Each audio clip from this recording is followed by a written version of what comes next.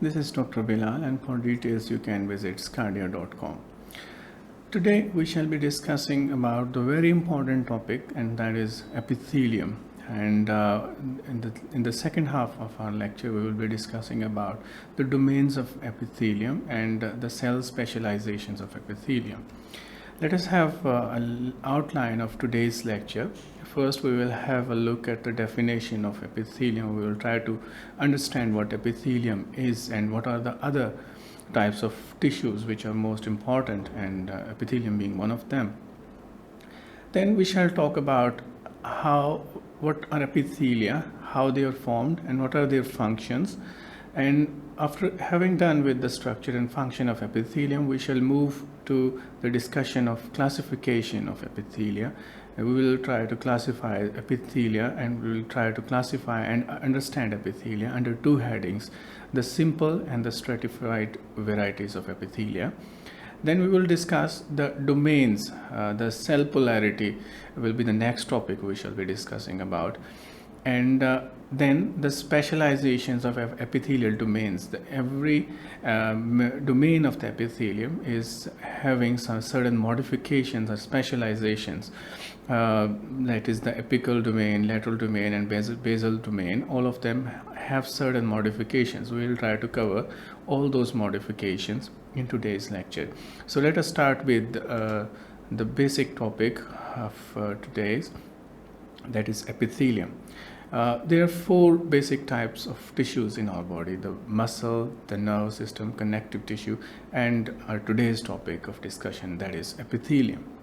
Epithelium is one of the four basic tissue types. It's a type of tissue which lines our internal cavities, the hollow structures inside our body. And these hollow structures include the blood vessels, the trachea, the respiratory system, the GIT. All these tubes or hollow organs are lined with epithelial tissue. Wherever they are present, they have some function, and the functions are peculiar to the area where they are distributed.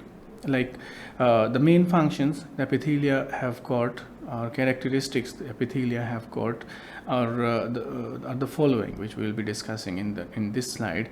And that is, the first and foremost thing is, as they line the hollow organs or the structures, hollow structures or tubular structures, that means they are making a sheet over the luminal side, over the internal side of that hollow organ. This is the most important function, and that in turn has so many properties in itself.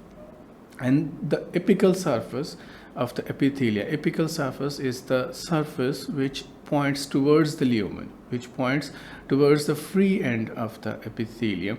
And when this free end is exposed to the luminal side, and the structures or the food or whatever is going through that lumen, they exhibit certain functions, and these functions would be the absorption, reabsorption, or secretion of certain molecules or chemicals or products. In certain areas, they are specified to become glands or glandular tissues. This is also one of the characteristics of epithelial tissues. Once they are specialized, they grow into some other substance, they become glandular and secrete certain hormones. And then the basement membrane is one of the most important function or characteristic of epithelial cells.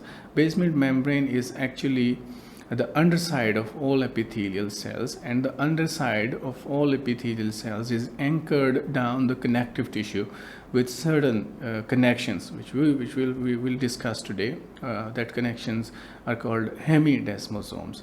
And when this membrane is anchored to the connective tissue, that provides the firm line of defense against the foreign invaders, or they provide the function of filtration, secretion, or absorption. And then another important property of epithelial tissue is avascularity.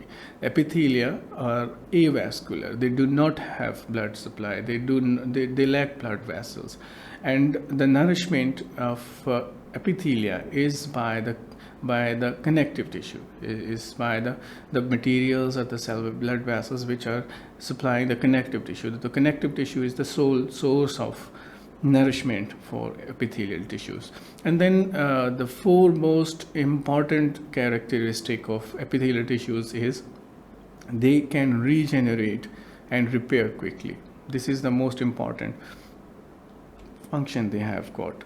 So the functions of epithelia as per their location would be the protection. Protection, when we talk about the skin is a stratified squamous keratinized variety of epithelia. So here their function is protection against sunlight, protection from the bacteria or viruses which penetrate through the skin, which have the potential to penetrate through the skin.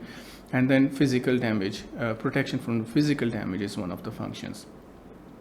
Then absorption, if the epithelia are present in the GIT, here their function will be absorption.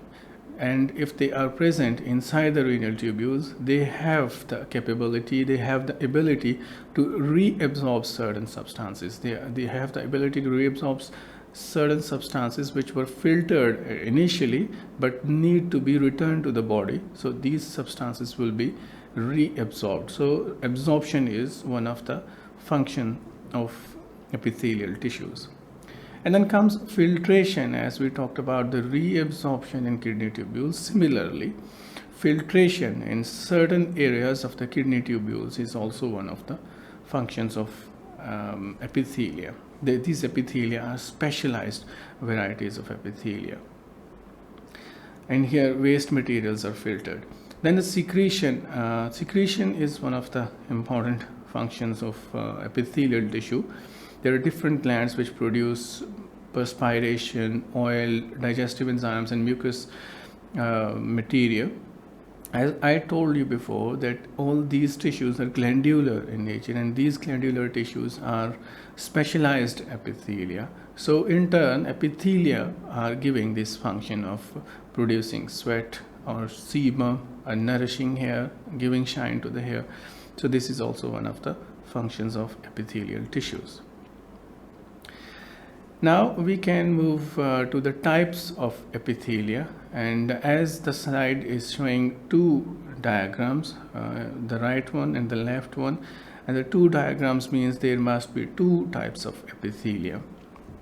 As the picture shows that on the right half of the diagram you can see elongated cells with their nuclei located basally on the lower portion of the cells, like eccentric nuclei are present. And on the left half of the slide you can see a cube-shaped structure which is showing enormous dotted structures, and these are the nuclei of the cells, and the number of nuclei is equal to the number of the cells in this slide.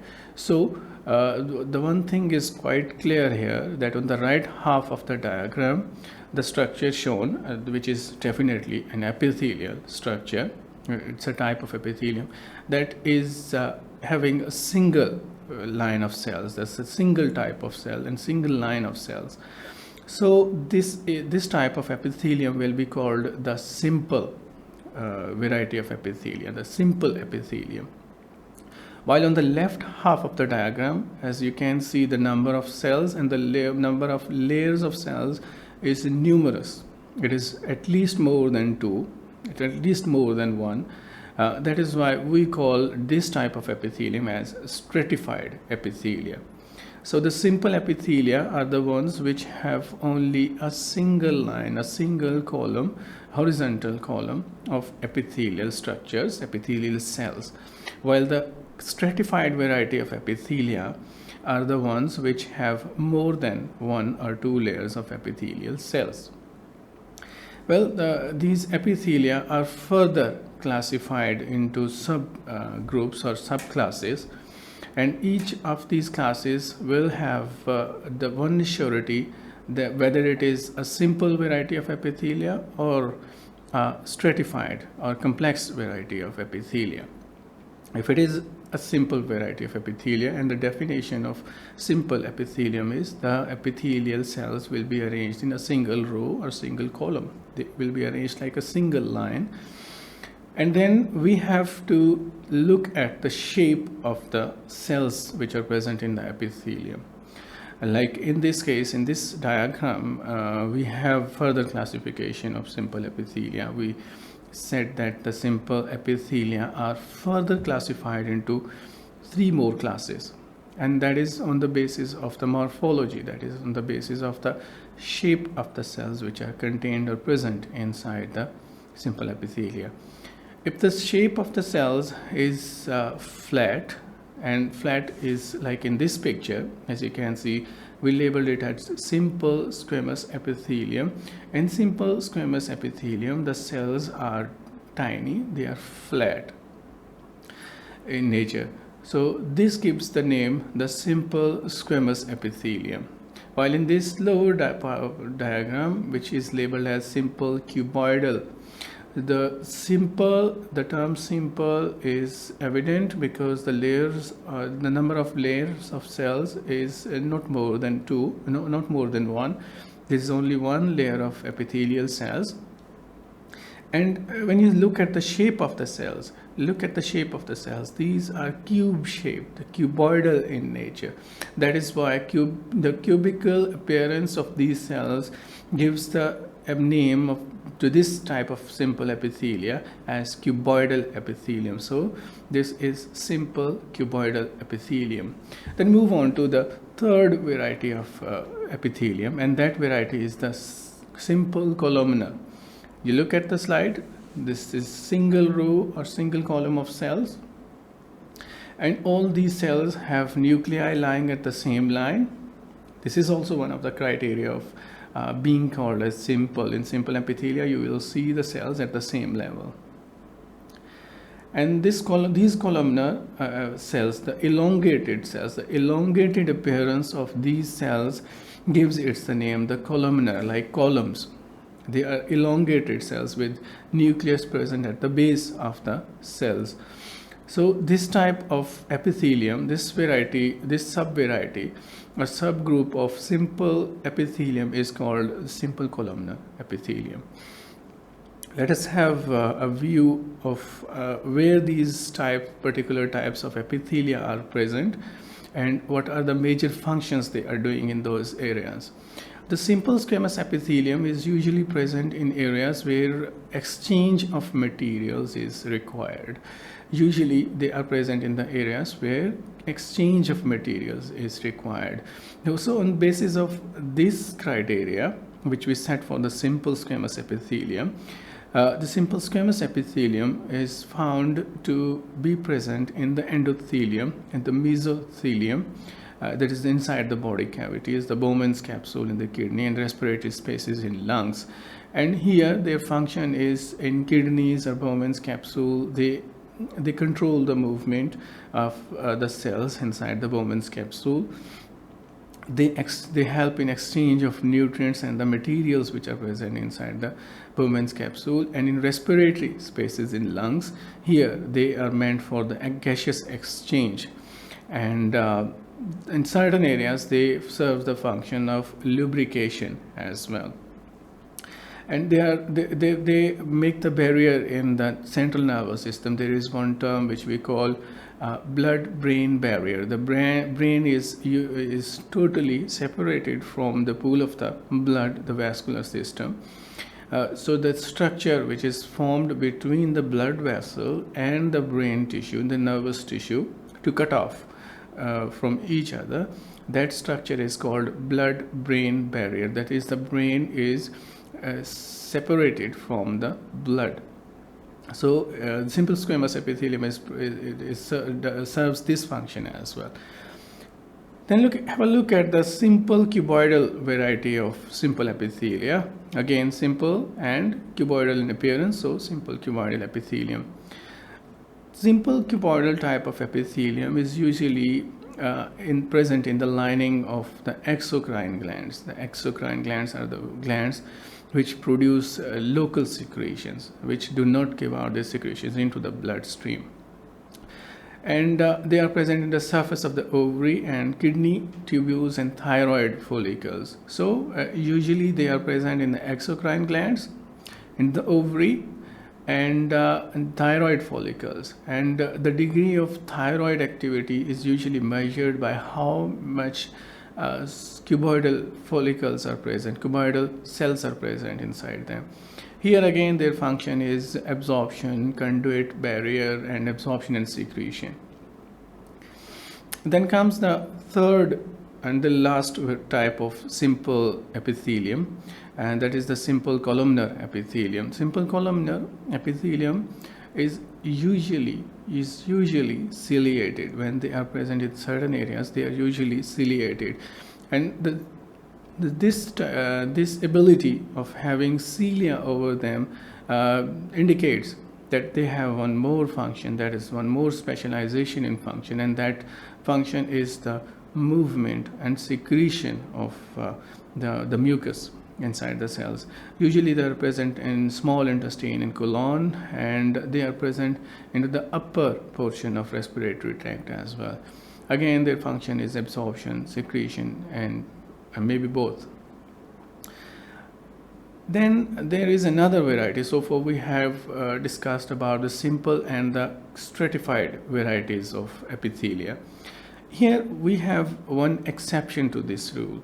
We have one exception to this rule that epithelia are of two types, and that exception is a pseudo-stratified variety of epithelium. For our ease, we contain this variety under simple type of epithelia. And the pseudo-stratified epithelia are the ones in which the cells do not have the nuclei at the same range, and the cells are not truly divided into two layers. They intervene with each other. All the cells present in that type of epithelium, in this type of epithelium, that is pseudo-stratified epithelium, will be touching the baseline. And that makes us conclude that this cannot be the true stratified variety, despite having two layers of cells.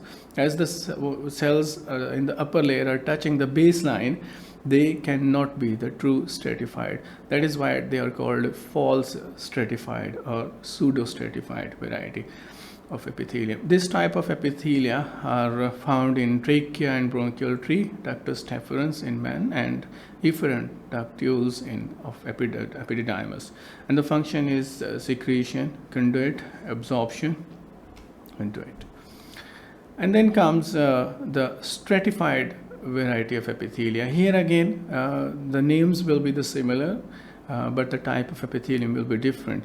The stratified means two-layered or more than two layers, and the next portion of the name of epithelia will be determined by the shape of the topper layer of the cells. That is, they have numerous layers of cells in stratified squamous epithelium. Here in this diagram, they have numerous layers of epithelia, but the topmost layer is of squamous variety, so it will be termed as the stratified squamous epithelium. This type of epithelium is usually found in epidermis, oral cavity, in esophagus, vagina, and here the function is barrier and protection.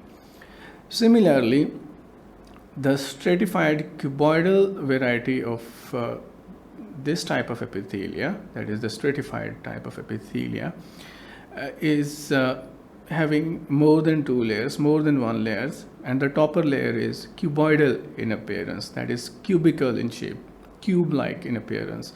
So we name it cuboidal because we had the criteria met, and that criteria is there should be more than one layers, two or more than two layers, and the topper layer determines the name of the stratified epithelium, and that is stratified cuboidal in this case, because the appearance of the topper layer of cells is like the cubes, like the cubicles. This type of epithelium is usually found in sweat glands and ducts of the sweat glands and large ducts of exocrine glands. The conductive portion of the glands is usually cuboidal in appearance. The conducting portion, there are two portions of the glands, the secretory and the conducting portion. Usually the neck of the exocrine gland is composed of cuboidal type of epithelium, and anorectal junction is another location for the stratified cuboidal epithelium. Again, here their function is barrier and conduit formation. Then the stratified columnar variety of cells, columnar variety of epithelia. The stratified columnar epithelia, they have the topper layer which resembles the columns, which resembles which appears like elongated cells. That is why they are named as stratified columnar epithelia. They are usually present in the largest ducts of exocrine glands and anorectal junction. Likewise, in case of stratified cuboidal epithelium, here again its function is barrier and conduit formation. Then comes another type of epithelium which is usually specialized or reserved for a particular region of our body, and that is the urological system of our body. This type of epithelium is found in uro system of our body. That is why this type of epithelium is called transitional epithelium. And this is solely found in the urinary system, the urological system. That is why the other name for the transitional epithelium is urothelium. So as the name indicates, urothelium is found in the urinary system, and the major organs or structures in which it is present is the renal calyces, ureter, bladder, and urethra. These are the usual locations for the transitional epithelium. Here, and this type of epithelium has distensibility as its one of its property. They are distensible and they form the barrier. So we had been discussing about the epithelia. We talked about what epithelium is. It is one of the four basic tissues of our body. The other three being the muscle, the nervous system, and the tissues, the nervous system. And then we talked about the functions of the epithelia. We talked about the absorptive and protective functions of epithelia. We talked about the basement membrane which anchors and makes the firm line. And we talked about the characteristics of epithelia. We said that epithelia are avascular. They have regenerative and repair capacity. They repair easily. Then we talked about the types of epithelia. We talked about simple and stratified varieties of epithelia. We talked about the simple varieties were further subcategorized into three main categories: the squamous, the cuboidal, and the columnar types. We talked about the usual locations and functions of these epithelia as well. Then we talked about a controversial variety of epithelia, and that was the pseudo-stratified, that is the false stratified variety. That for our ease we contained or studied it under the heading of simple epithelia because it doesn't fulfill the criteria of being called stratified. To be called a stratified epithelium, the cells of the second line should not be touching the baseline or the basal lamina.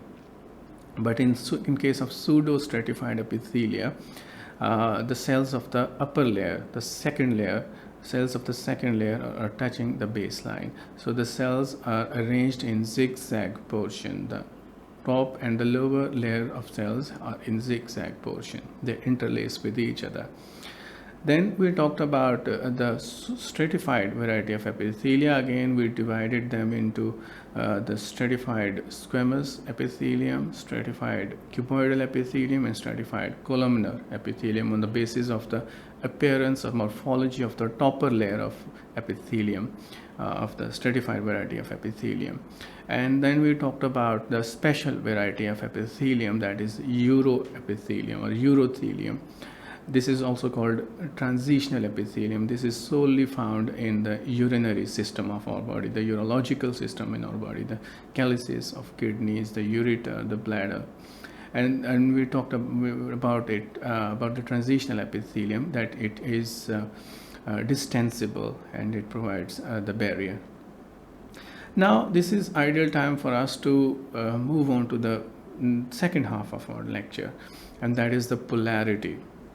The polarity is all epithelial cells have at least four directions, at least four sides, you can say. the apical, two lateral, and the basal sides. While each of these sides have their own modifications, these types of modifications determine the polarity of the epithelial domains. All of these sides, the apical, the lateral, and the basal, these are called the domains of epithelia.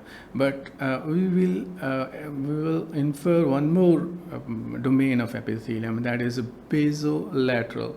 That is basolateral, the basal and the lateral portion of epithelium. That is a bonus domain, you can say. So here in the apical domain is the one which is located at the free surface. This is the portion or the part of the epithelium which is directed towards the lumen of the organ, lumen of the organ or the structure which they are lining. We can say this with ease that this is the portion of the epithelium which is directed towards the lumen, because usually the epithelia line the hollow structures like the tubular organs in our body. And then the lateral, there are two lateral domains on either side of the cell, and these domains are located facing adjacent members of epithelium. The one cell of epithelium is having two epithelial cells on either side, at minimum two cells on either sides. So that constitutes the lateral domain of epithelium. And then the basal surface, which is adjacent to the connective tissue underneath it. The basal layer is the one which attaches epithelium to the connective tissue underneath it. And that is the basis which anchor the cells to the deeper structures, to the connective tissue. So, and then the basolateral domain is constituted of basal and lateral portion. The basal portion of the epithelium and the lateral portion, lower lateral portion, they constitute the basolateral domain of epithelium. Here, and all these domains which we talked about, the apical, the lateral, the basal, and basolateral, all of them exhibit certain specialization. They exhibit morphological adaptation as per the passage of time and evolution. They have got certain adaptations. These adaptations are called specializations of epithelial domains. All of these apical, lateral, basal, and basolateral were called the domains, and the specialization, the appendages, the structures they have formed over the years, these structures are called the specializations, the modifications of epithelial domains. So now on, we will be discussing about the specialization of epithelial domains. These domains are peculiar to the particular domains. These specialized modifications we will be discussing about, they are present in those which are present in one type of domain are not present in the other type of the domain, except for the lateral, which are considered one domain. So let us start with the apical surface specialization or apical domain specialization, or the modification in the apical domain of epithelium. As the name shows, the apical is the one which represents the top portion, the portion of the epithelium which is directed towards the lumen in most of the instances.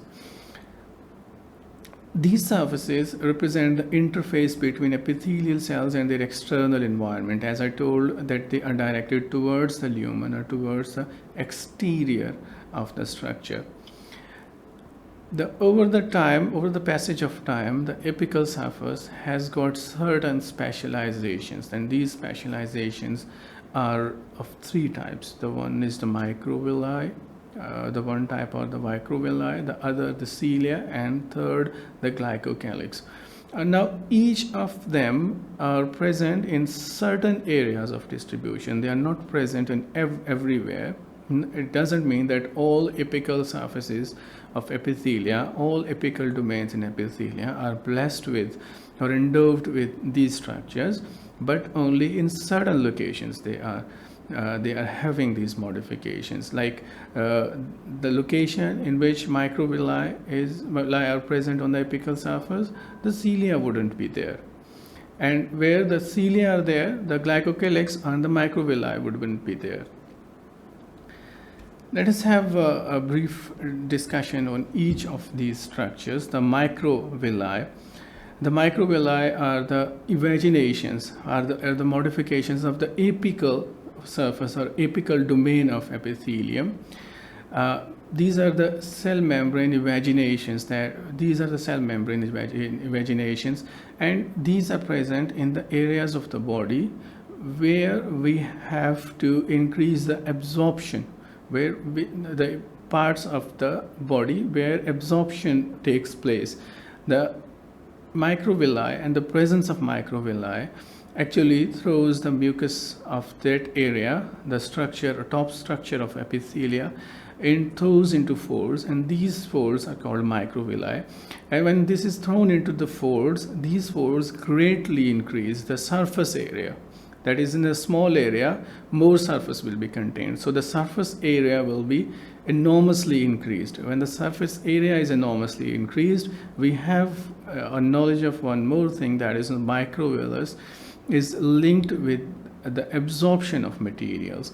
So when the surface area of that structure is increased due to the throwing into folds in the form of microvilli or evaginations of the cell membrane, then the absorption will be enormously increased consequently.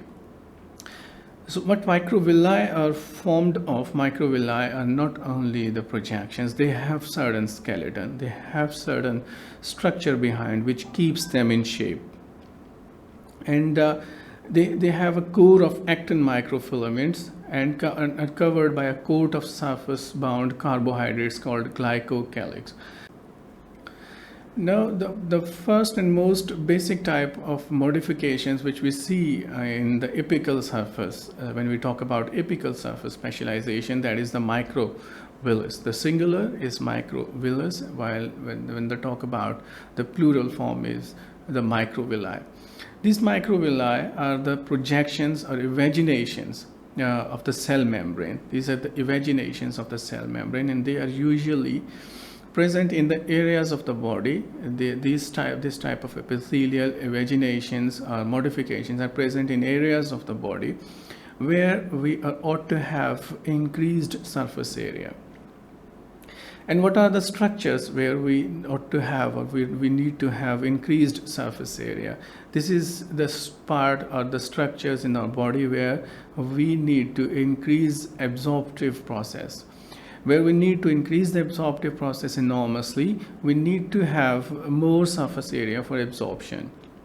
Well, the microvilli are the very tiny microscopic structures, are the evaginations of the cell membrane. They are actually throwing the mucosa or the structure of the epithelium into many folds, hence greatly increasing the surface area of microvilli, or the internal structure of the epithelium, which is meant for absorption. So when the absorptive surface area is increased, that means that in a small area we have more absorptive surface.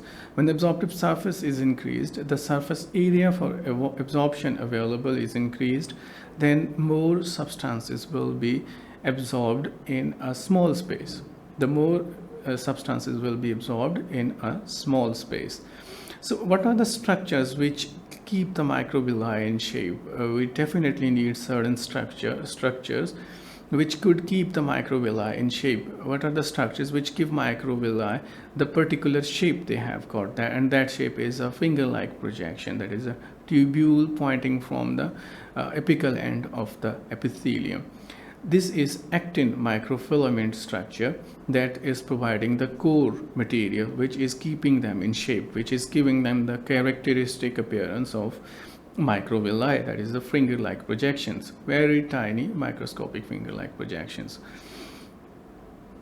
Here, and these microfilaments, actin microfilaments, are covered by a coat of surface bounded by the carbohydrate, and that material is called the glycocalyx. So the internal structure of actin microfilaments covered by the glycocalyx gives the microvilli their characteristic shape and greatly increasing the surface area for absorption.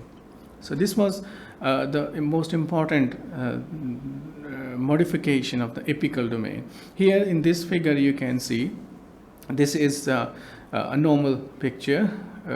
You can see here this is the villus. This is the projection from the lumen of the small intestine, and as we zoom in, we see under the microscope, we increase the magnification power of microscope, we see that these cells are not only cells, they have brush border type of appearance. They have appearance of a brush or a comb over it. And these small projections are the ones which we have discussed now, and these are the microvilli. So the name, the villus, the finger-like projections, and even tiny or smaller finger-like projections are called microvilli. Now see here, the surface area of absorption for a villus would have been like this. But the presence of microvilli over these villi greatly increases the surface area for absorption. In a small space, we are absorbing more substances. So as per rule or the discussion we had, the location microvilli were supposed to be present in areas where we need to increase surface absorption, and the ideal location or the ideal candidate for that type of absorption would be the GIT and renal tubules, and then ductus deferens. In ductus deferens, the structures which are present are not true microvilli, they are stercocelia actually, and the stercocelia are elongated and more longer or elongated than microvilli. So again, the function of microvillus is to increase absorption of food, and when they are present in renal tubules, they have reabsorptive functions for the substances. Then another modification of apical domain of epithelium is the cilia. These are cytoplasmic projection from the cell membrane. The cytoplasm projects out and giving the characteristic appearance of cilia. Cilia are usually present in areas where columnar epithelium is present. So the columnar epithelium and cilia go hand in hand. So when we talk about the cilia, we think about the movement of substances. When we talk about the movement of the substances, let us assume that we are talking about a cross section or a part of our upper respiratory tract where we need to move the mucus out of our respiratory system. So it is there that the cilia are present. Again, the cilia are also have some skeleton or structural forces behind, and in case of cilia, this is provided by the microtubules arranged in a specific pattern, and this pattern or configuration is called exonemes. We will have some properties of cilia. We'll compare it with the microvillus. Cilia are thicker and longer than microvilli. They are thicker than microvillus and longer than microvillus, because in case of cilia we have the function of movement, and in case of microvillus we had the function of reabsorption. And the cilia are meant for movement of substances, as we discussed before. Look at the slide. In this slide, it is shown the pseudo-stratified columnar type of epithelium. I told you that usually the columnar epithelium and cilia go hand in hand. That is why the name is ciliated columnar epithelium. In this case, the cilia are present and in the lumen of the trachea, that is the part of upper respiratory tract. And the goblet cells which produce mucus, this mucus is moved or transported by the cilia. So we talked about that that cilia are composed of microtubules arranged in a specific configuration, and that configuration is called the exoneme. Exoneme is characteristic array of microtubules that makes up the longitudinal core structure. As revealed by the electron microscope, the exoneme looks like this. It comprises of the central doublet and surrounded by the 9 doublets in its entirety in a circular manner. And each doublet, these are the cytoskeletal fibers. Each doublet is provided by the dynein. Dynein are the proteins which are meant for which cause the movement. So the dynein will be on either side, so they will be inner and outer dynein. When we talk about the movement of cilia, all these structures, microtubular structures, which are arranged here in a circular fashion with the central doublet of the cytoskeletal fibers. The specific pattern of the movement is seen with what part of the cilia is moving. So it is determined by the dynein proteins inside the cilia. So the cilia are meant for movement of substances. And the third part of the modification of apical surface is the glycocalyx. Glycocalyx itself is not a structure, but it is adjuvant to the other structures which are present in apical domain of epithelium. And they serve the function of supporting or lining the microvilli from the topper side. So the glycocalyx is a carbohydrate rich structure or material which covers the apical surface of certain epithelial cells. They have high density carbohydrate residues. Let us now move to the lateral surface specialization. Like apical surface, the lateral surface or lateral domain of epithelium also has got certain specialization, modifications. And these modifications are more of structural importance than functional importance. These include there are 4 structures which we will be discussing under the heading of lateral surface specialization, and these are the Zonula Occludens, Zonula Adherens, Macula Adherens, and Macula Communicans. Let us discuss them one by one. The Zonula Occludens is the zone which occludes, as the name shows, occludes it. So this restricts, this makes a bond that restricts the movement, that occludes on the lateral surface. These are present on the lateral cell surface just beneath the apical pole. Here in this diagram you can see this is this slide is showing the tight junction. This is actually Zonula Occludens. Here in this picture you can see this is the apical domain of epithelium, and just on the lateral side, just below where the apical and lateral surfaces are meeting each other, they are joining each other, this junction is present.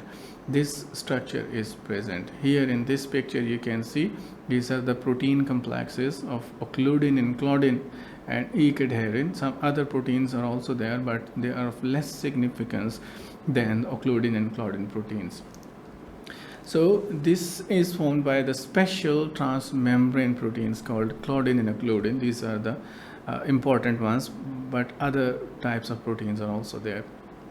These extend completely around the cell perimeter and form closest cell-to-cell connection. Here in this picture you can see this is present here. So the movement from here to the inside, in between the cell, this type of movement is called paracellular movement. This type of movement will be stunted, will be reduced, restricted. So the function of Zonula Occludens, as the name indicates, is to occlude, is to restrict, is to stop.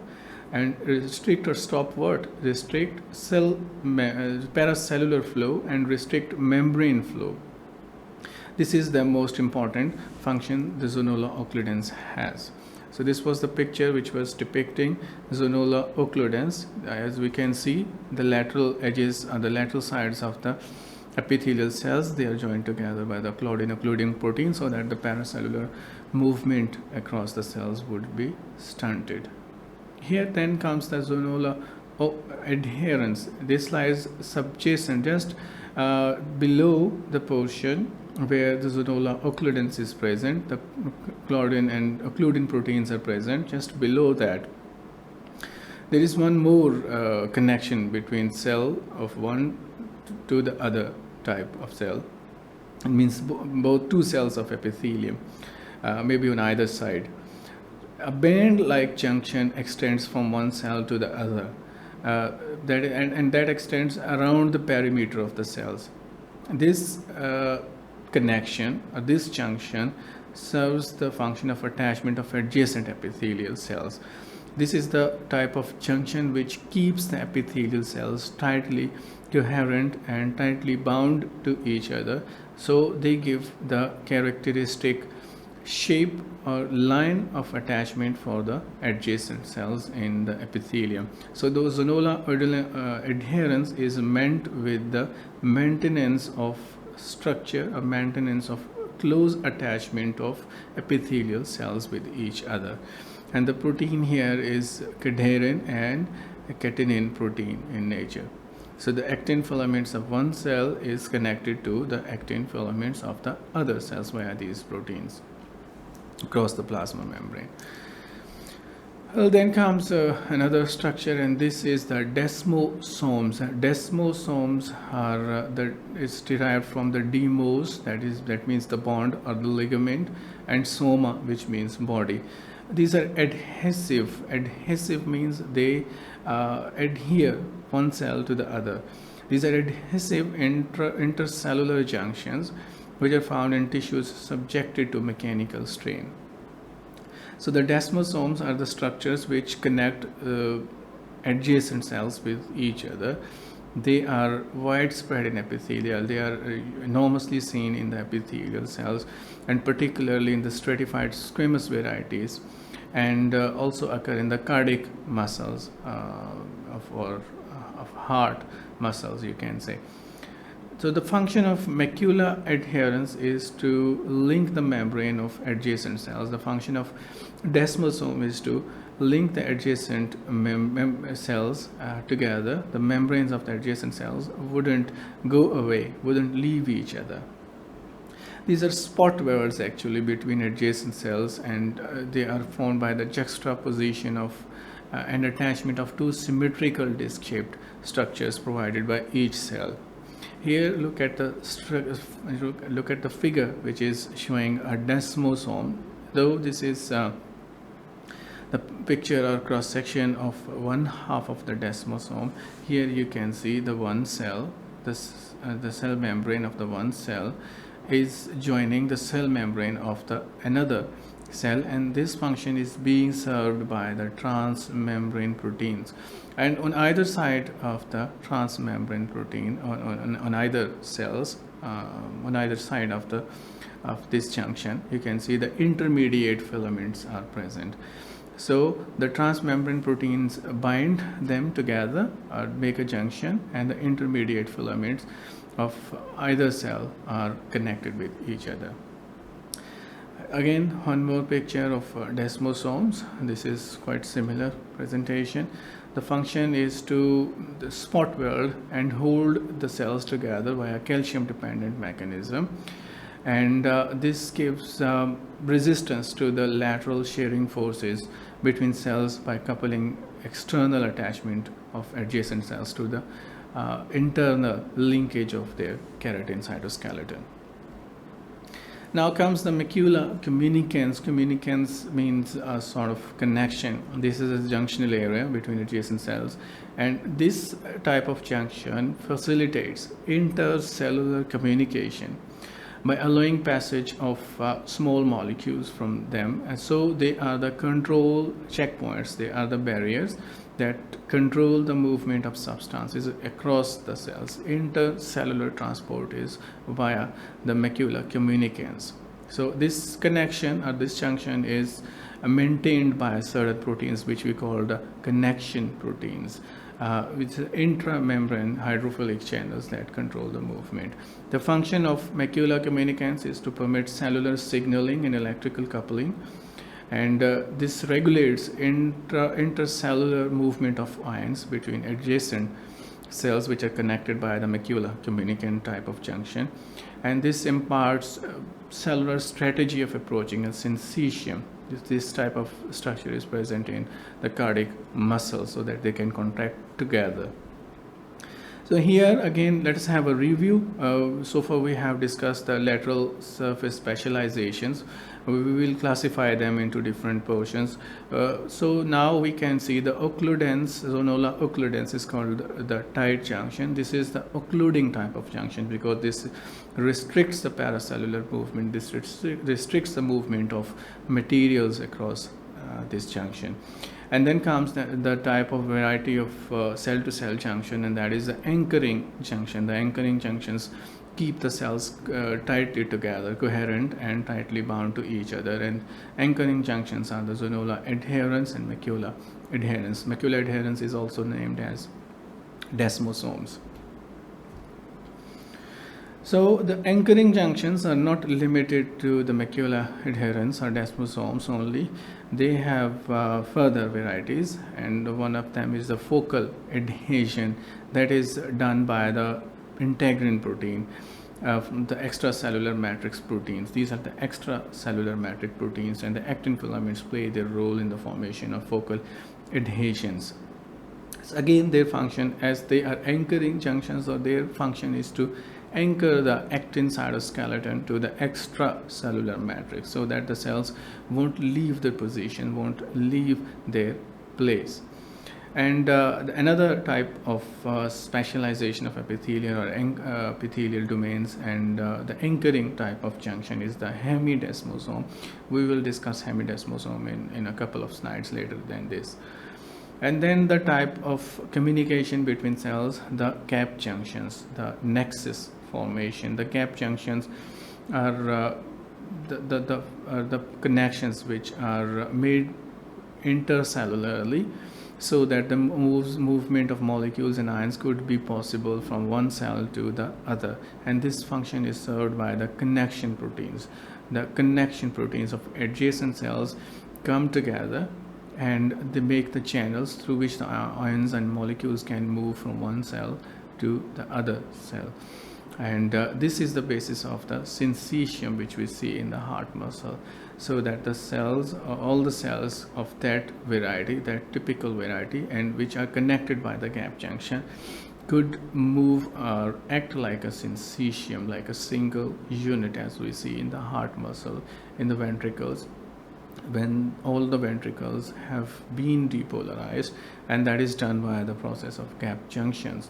The action potential travels through the gap junctions.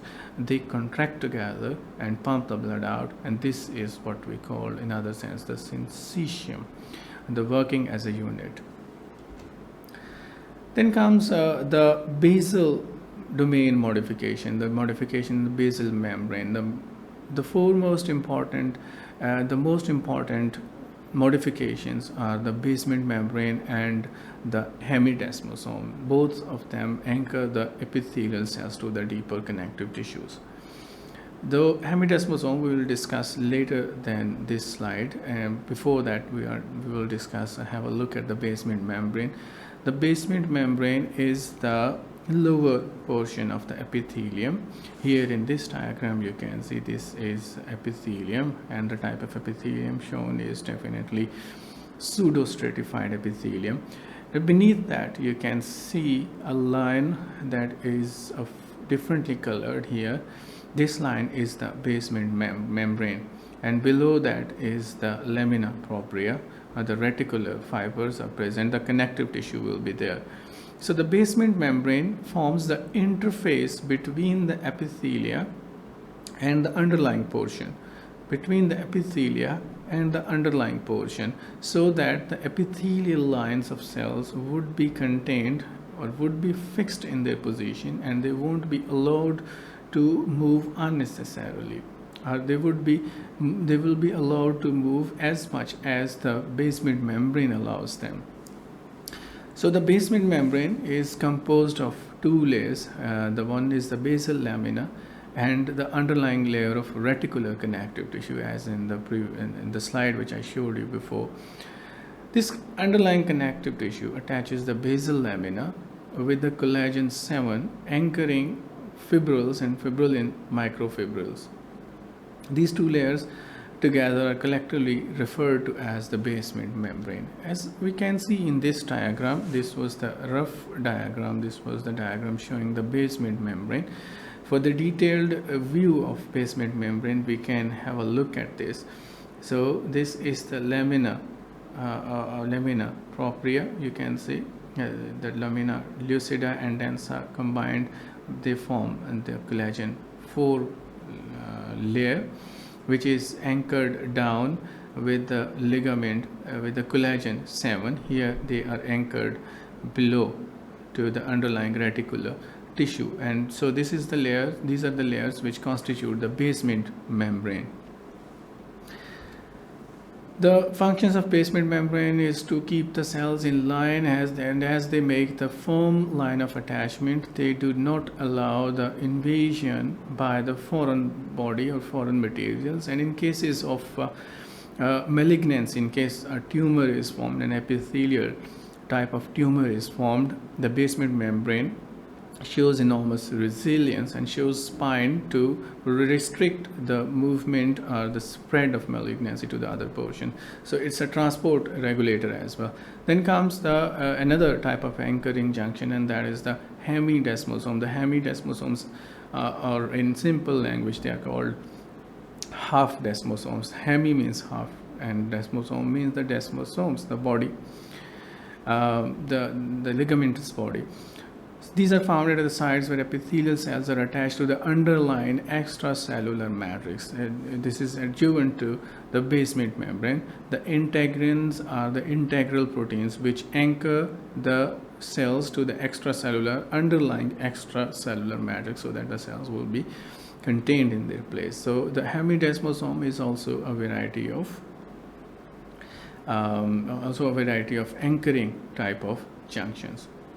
So in today's lecture, we talked about the types of epithelia. We talked about the epithelia are one of the 4 basic types of tissues in our body. We talked about the structure, characteristics and function. We talked about the absorptive, protective functions of the epithelium. We talked about the glandular functions of epithelium. Then we classified epithelia into simple and stratified varieties. We talked about further categories, the simple, squamous, cuboidal and columnar. Then stratified columnar, squamous and cuboidal varieties. So we talked about transitional epithelium. We talked about the stratified, pseudo-stratified, the false stratified epithelial variety. Then we talked about the apical, lateral and basal modifications of epithelial domains, and that is what we had to discuss today. It's all from my side. Thank you very much and keep watching sqadia.com.